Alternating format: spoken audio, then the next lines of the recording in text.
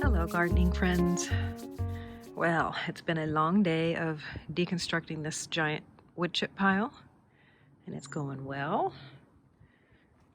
Joel has this nice bed in where we're going to have kitchen herbs, ornamental peas. We're essentially keeping the wood chip here for the paths around the cherry tree, all the areas where I'll need to walk and take the wheelbarrow, and areas where there were dips kind of in the topography of the ground where they were holding water. Those are all built up with wood chips now, and they will be subsequently built up in the areas where you see the green, the cover crop. That'll be built up with topsoil, and that will be where the growing is going on. And over here we have a big bed that will be full of medicinal herbs and things that like really fast draining soil, sandy kind of poor soil, because really no plant is going to find that anywhere in this Ohio clay, and we have to give them a special environment to give them what they need. So what you'll also notice here is that the garden is not necessarily laid out to maximize growing space. I mean, you would have like rectangular beds with a skinny path in between. And what we've done here is we've kind of put in this spiral walking path. And right here is going to be a bird bath, which will be very cute. And then in the middle will be the growing area. Okay, see? And whereas it may not be the most efficient way to grow as far as a production garden is concerned, it's just pretty. I like spirals. And any space where you have wood chips is never lost space. The wood chips help to heal the soil. They help encourage mycorrhizal fungi to grow and to set their hyphae through the wood chips, and they don't just stay in the wood chip path area. The hyphae will reach into the growing beds where they can assist your plants and inoculate the roots of your plants and to help them to be healthier. Over here, this was the drainage ditch that I dug to keep this area back here from flooding. I've now put the wood chips in at the front. There will soon be grass seed right there, so we'll have a nice little grassy area instead of a mud pit to walk barefoot on eventually. And here we see along here there are going to be comfrey plants along with sweet alyssum, and similar things going to be happening over here. Further on up, this cover crop here will be taken out eventually, and over here will be German chamomile as well as Chinese impatiens. They're medicinal, but they're also just beautiful, so I'm choosing to put those in. You probably hear the crows making a racket. We have a pair of crows nesting here. They've been chatting me up all day. And here on this side, we're going to have a number of different companion plants depending on what's growing. Over here, this will be snow peas.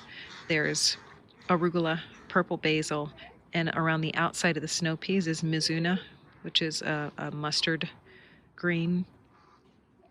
And then in here, we're going to have companion plants for these guys, probably some borage as well.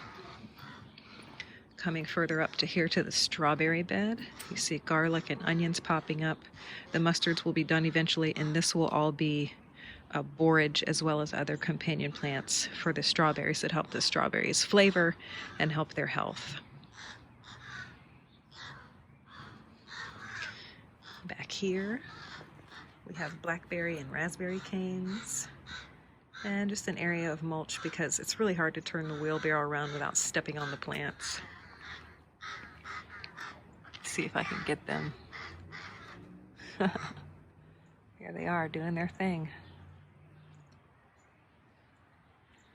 And then in this bed, of course, we see the strawberry plants coming up. I've got them labeled NR, NF. What this means is that these are ever-bearing strawberries, which means that they bear fruit pretty much for a long period of time during the season. as opposed to June bearing, which put out all their strawberries at one time in June. And they're in their first year in the ground. These were bare root plants. So what I want to do is pull all the runners off of these and not let them root. I'm going to clip them off, pot them up, and give them away or sell them or save them for next year or whatever. And that will allow the plant to get really strong, grow nice strong roots, and to bear more fruit in subsequent seasons. Because these guys have a good 4 years in them before you would need to dig them out and start over. And the ones that are labeled NR and F, that means no runners and also no flowers. I'm going to pinch off the flowers on these particular plants and let them concentrate solely on getting really strong and not even putting out any fruit and definitely not any runners. So that these plants are going to be really strong, good root system, put all their effort into just getting healthy and big.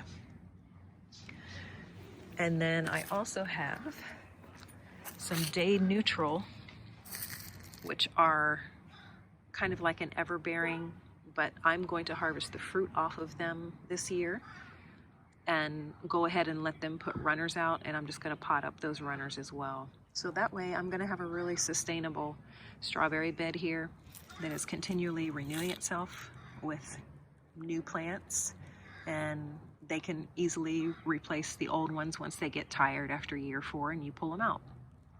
And right now they're looking pretty good. I tested the pH of this bed after amending it with peat, and it is right at the pH that they like, right around 6.5. So I was happy about that because I really didn't feel like having to adjust it again or wait for lime to have an effect. So that's where we are with that.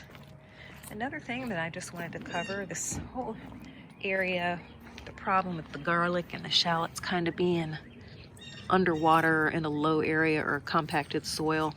They seem to be doing all right. They don't look blighty. They don't seem to have disease. So I'm going to let them go ahead and keep going until it's time to harvest, unless I see a major problem cropping up with them. Once I harvest them in midsummer, I'm going to kind of amend the soil in this area. I'm going to dig it out, put some compost, some coconut coir to lighten it up, and just bring it up a bit, up to the same level as the wood chips, so that there's not a depression here that's going to tend to fill with water. And then I'm going to plant it up with German chamomile, which is an annual. It'll look pretty, and it also has an antifungal effect that will help make sure there's nothing weird going on in the soil for the fall planting of the next round of garlic and onions. So that's where I am. My next task tomorrow is putting the topsoil in this spiral so you can see what that looks like. So until then, happy gardening.